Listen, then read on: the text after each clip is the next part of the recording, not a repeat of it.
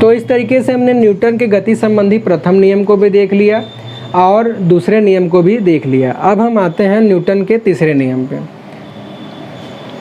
तो न्यूटन का जो तीसरा नियम है वो है क्रिया प्रतिक्रिया का नियम। अब ये क्या होता है भाई, क्रिया प्रतिक्रिया।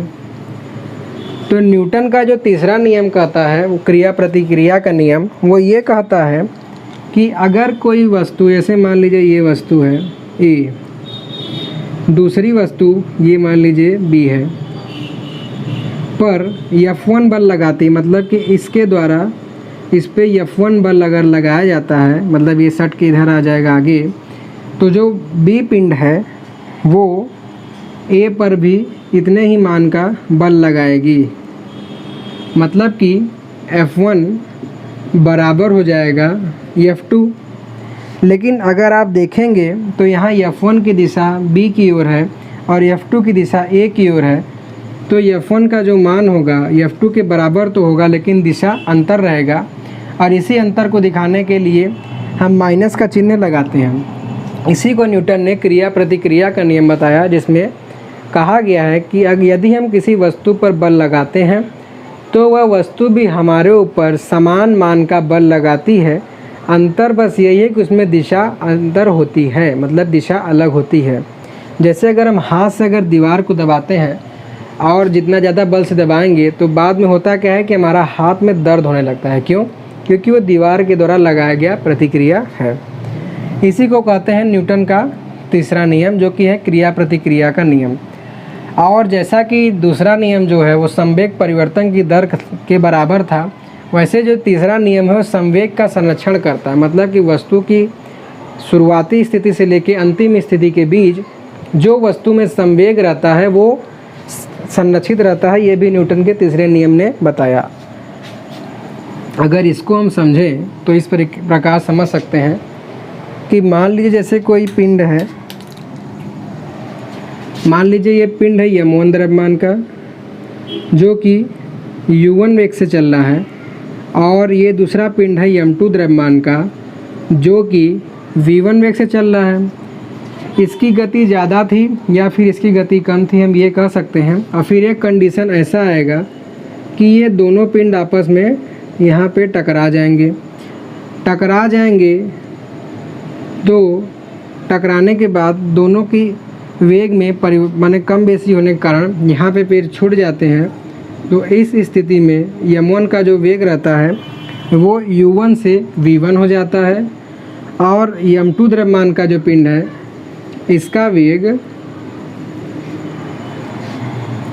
पहले u1 था, u1 u2 v2 हो जाता है, u2 से v2 हो जाता है। तो इन दोनों स्थितियों के बीच जो संवेग रहेगा वो बराबर रहता है, वो न्यूटन का तीसरा नियम कहता है। मतलब संवेग निकाले पहले में, तो यहाँ पर क्या हो जाएगा m1 u1, ठीक है, माइनस m1 v1 बराबर होगा यहाँ पर m2 u2 minus m2 v2 के।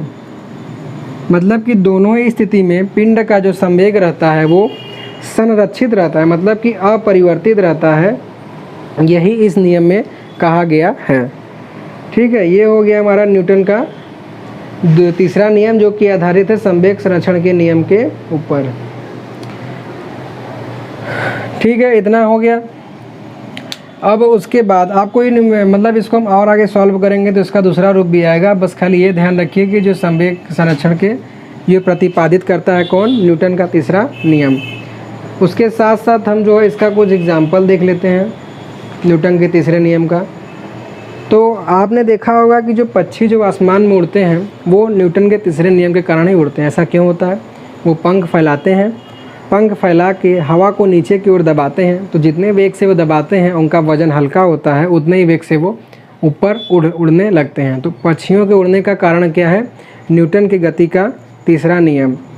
फिर उसके बाद पानी में नाव का चलना। पानी में नाव का चलना कैसे हुआ? पानी नाव में चलती है तो जो चप्पू मतलब जो रहता है वो उसको पीछे की ओर ऐसे पानी ठेलते हैं। पानी पीछे की तरफ ठेलेंगे तो नाव आगे बढ़ती है। तो हो गया, पानी पे जितना वो चप्पू से बल लगाते हैं क्रिया, पानी भी उतने मान का जो है प्रतिक्रिया लगाती है। जिससे कि वस्तु या नाव जो है आगे की ओर जाती है। अब उसी के साथ जैसा कि हमने दूसरा नियम पढ़ा था, तो इसका हमने एग्जाम्पल नहीं देखा हुआ था। दूसरा नियम में एग्जाम्पल किस पे आधारित है कि ये जो है संवेग परिवर्तन की दर के बराबर है। तो जैसा कि क्रिकेट का अगर हम उदाहरण लें, तो क्रिकेट में क्या होता है कि जब क्रिकेटर बॉल फेंकता है तो जो बॉलर रहता है या जो पकड़ने वाला रहता है वो गेंद हाथ में लेके थोड़ा पीछे की ओर कर लेता है। ऐसा क्यों करता है? वो संवेग परिवर्तन की दर मतलब समय को बढ़ाने के लिए करता है। अगर वो समय को नहीं बढ़ाएगा तो उसके हाथ में चोट लग जाएगा। इसको हम थोड़ा न्यूमेरिकल फॉर्म में समझते हैं। जैसा कि संवेग परिवर्तन होता क्या है, डेल्टा पी बराबर mv माइनस mu बटे डेल्टा टी, जहाँ भी अंतिम वेग है और ये प्रारंभिक वेग है। तो मान लीजिए यहाँ पे कैच पकड़ने वाला है और ये गेंद है, गेंद आ रहा है u1 वेग से और यहाँ आते आते इसका वेग हो गया v1, ठीक है। तो इस स्थिति में इसका जो संवेग रहेगा वो हो जाएगा mv1 और यहाँ पर जो रहेगा mu1 होगा। संवेग परिवर्तन निकाला हमने, mv1 बटे u1 किया। अब अगर गेंद को हाथ में लेके यहीं पे अगर रोक देंगे तो इस समय का मान कम रहेगा। जैसे अगर ये मान लीजिए कि हम 1 से 2 में भाग देते हैं, 2 से 1 में भाग देंगे तो कितना आएगा, 0.2 आएगा। और वही अगर हम 1 से अगर 3 में भाग देते हैं तो इसका मान और कम होता जाएगा। 5 से भाग देंगे तो कितना आएगा, 0.2 आएगा। तो वही चीज़ अगर हम हाथ को तुरंत यहीं पे रोक लेते हैं तो मान लीजिए अगर 1 सेकेंड आ रहा है या 2 सेकेंड आ रहा है तो ऊपर का मान हल करने पे कुछ आएगा। वही अगर समय अगर हम पीछे बढ़ा के 5 सेकेंड कर लेते हैं तो संवेग का मान और कम आएगा। तो संवेग का मान कम आएगा, जो कि संवेग बराबर किसके है, लगाए गए बल के बराबर है। तो इसीलिए जो है संवेग कम होने से जो बल, जिस बल से बल मतलब कि जो गेंद हाथ पे बल लगाएगा वो कम हो जाता है। तो इसीलिए संवेग परिवर्तन का दर कम हो जाएगा और इसी नियम का यूज जो है बॉलर जो है गेंद को पकड़ते समय करता है। अब उसके बाद आता है जो है अभिकेंद्र बल। तो अब हम अभिकेंद्र बल के बारे में जानते हैं। तो अभिकेंद्र बल में क्या होता है कि अभिकेंद्र बल में जब कोई वस्तु वृत्तीय पथ पर गति करता है,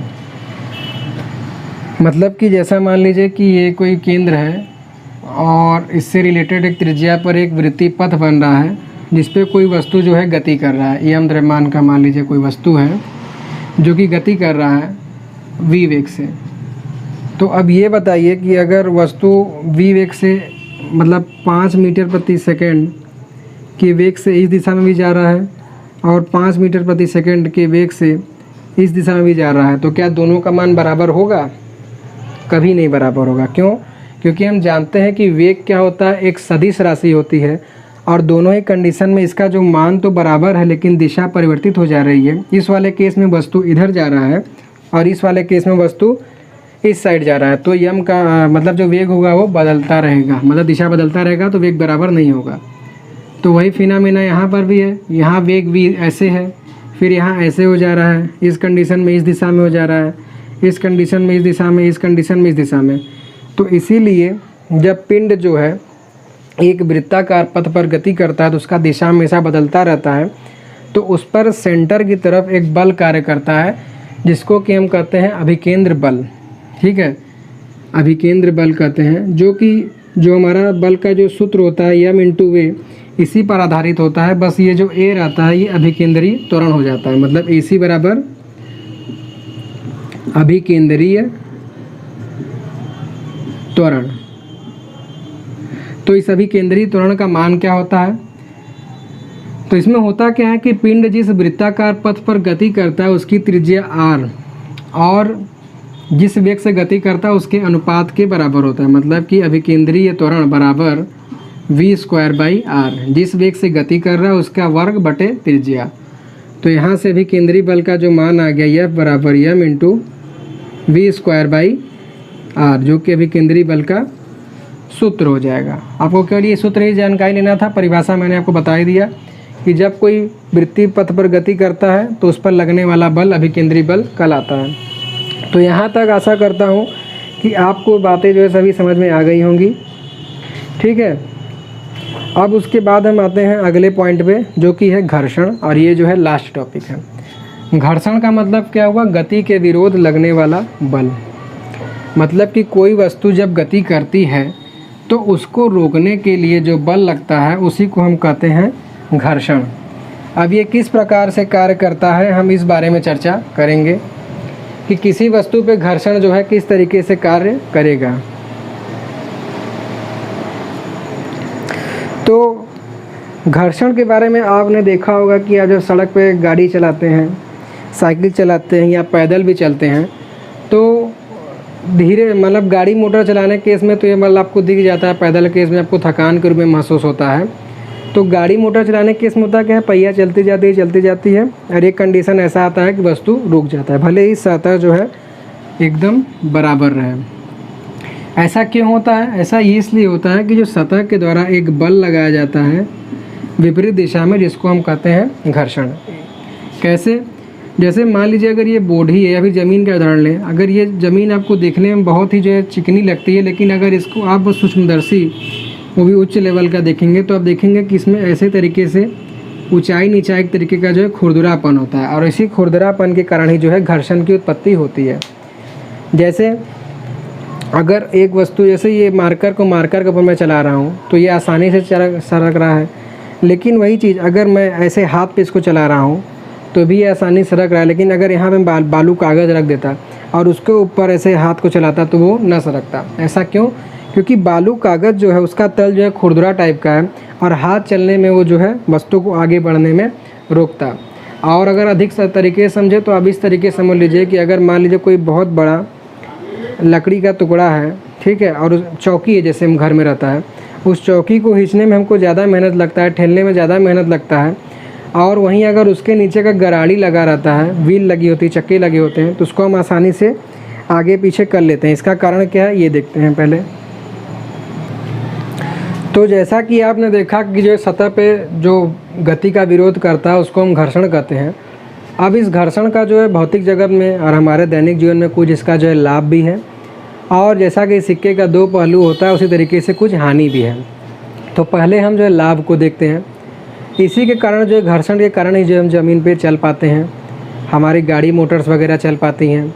अगर घर्षण नहीं होता तो गाड़ी रुकती ही नहीं और दुर्घटना हो जाता, और अगर घर्षण नहीं होता तो हम ज़मीन पे चलते और फिसल जाते हैं, जो कि चिकनी सतहों पे होता है। खुरदुरी सतह पे चलने पे हम जो है नहीं फिसलते। ठीक है, अब उसके साथ अगर इसके और फ़ायदे की बात करें या औद्योगिकी के क्षेत्र मतलब मशीनरी के क्षेत्र में, तो मशीनी पुर्जों के बीच जब घर्षण जब बढ़ जाता है तो होता क्या है कि उनके बीच जो आपस में जो है घर्षण पैदा होता है, गर्मी मतलब वो गर्म होने लगता है, जिससे कि उनके आंतरिक पुर्जे ख़राब होते हैं, और मशीनों की जो आयु रहती है, मतलब कि जो उसको चलने का समय रहता है वो कम हो जाता है। मतलब जो 5 साल में ख़राब होना था वो 1 ही साल में ख़राब हो जाता है। तो ये हमारा क्या हो गया, मशीन क्षेत्र में हानि हो गया, दैनिक जीवन में फ़ायदे हो गए। इसी तरीके से और भी एग्जाम्पल हैं। तो इनको कम करने के लिए हम क्या करते हैं, स्नेहक का प्रयोग करते हैं, ग्रीस का प्रयोग करते हैं। जो घरों में हमारे जो शटर वगैरह लगा होता है वो भी जब बहुत जाम चलने लगता है तो बगल बगल हम साइडे में जो है ग्रीसिंग कर देते हैं, जिससे कि होता क्या है कि आसानी शटर उठने लगे। साइकिल चलाते हैं तो जब उसमें ज़्यादा घर्षण होने लगता है तो उसके चैन में क्या करते हैं, ग्रीस लगवा देते हैं, तेल डलवा देते हैं। तो यही सब जो है घर्षण का फ़ायदा और लाभ है। और इसी के साथ जो है हमारा गति चैप्टर जो है आज कंप्लीट हो जाता है। तो दोस्तों आशा करता हूँ कि बताया कि आपको सभी जानकारी आपको अच्छी लगी होगी। तो प्लीज़ जो है मेरी कमियों को आप जो है नज़रअंदाज करके, जो मैंने आपके लिए थोड़ा बहुत, अगर आपको मैं थोड़ा सा भी जानकारी दे पाया हूँ तो इस वीडियो को ज़रूर लाइक कीजिएगा, अधिक से अधिक शेयर कीजिएगा और चैनल को सब्सक्राइब करना मत भूलिएगा। ठीक है, सो थैंक्स फॉर वॉचिंग।